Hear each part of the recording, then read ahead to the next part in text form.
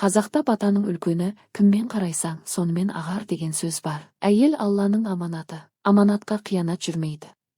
Адам ата Хауа ананы алғанда некесін қиған дейді екі періште. Алған жарына адал болуға, жарты жолда тастап кетпеуге ант берген адам атаның сөзіне екі періште куә болыпты. Аманатқа қиянат жасалса ақыретте олар куәға тартылады екен деп отыратын жарықтық әжем. Әркімнің өз шындығы бар, ақиқат жалғыз. Қоғамда болып жатқан кейбір оқиғалар еріксіз өзіне көңіл аудартады, пікір білдіруге тура келеді.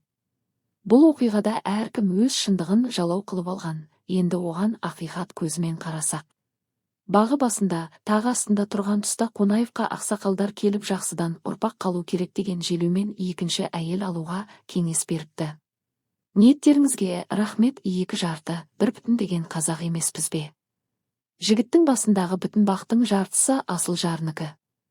Менің басымдағы бақ менікі ме? Әлде Зуханыкі ме? Ол жағы енді бір Аллаға аян деп мәселені жылы жауып қойыпты. Түсінгенге үлкен ғибрат әрине. Әсіресе 40-тың қырқасына шыққанда әр еркектің санасында сенім мен сезім атты егіз ұғым таласқа түседі. Сенім саған жастай есепсіз қосылып, сенім артып, етегінен ұстаған асыл жарың, сенің себебіңмен дүние есігін ашқан, шеттей балашағаң. Сенде ештеңе жоқ кезде саған арқа сүйіп қолтығыңнан демеген әйеліңнің саған деген сенімі. Сезім болып толғанда еркек байғұстың иіскегісі келетін жас немесе жаңа иісі. Бұл жерде міндетті түрде есеп бар. Онда жастық, сенде мүмкіндік. Сезім бар, сенім аз. Сондықтан да бұл тұста абайлаған жөн. Соңғы уақытта 5-6 баласын тастап, жаңа қатынымен жарасымды жұп болып, оны әлеуметтік желіге ұялмай салып жүрген қазақ жігіттерді көргенде жағаңды ұстайсың. Әрине, не істесең де өз еркің. Бірақ бой жетіп отырған қыздарың мен ер жетіп отырған ұлдарыңның саған қарап жүрегі қан жылайтынын ұмытпа. Олардың санасында сен мәңгі бақи сатқын болып қаласың. Себебі әр перзент әкесімен мақтанғанды қалайды.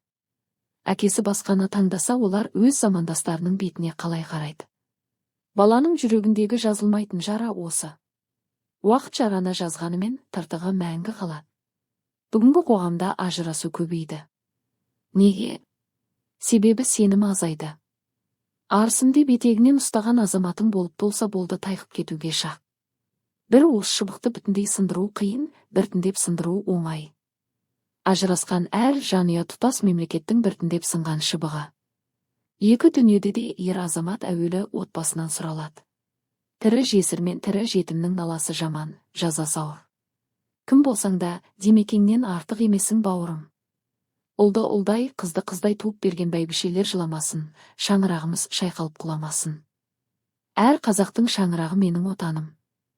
Мақсат Ысқақов.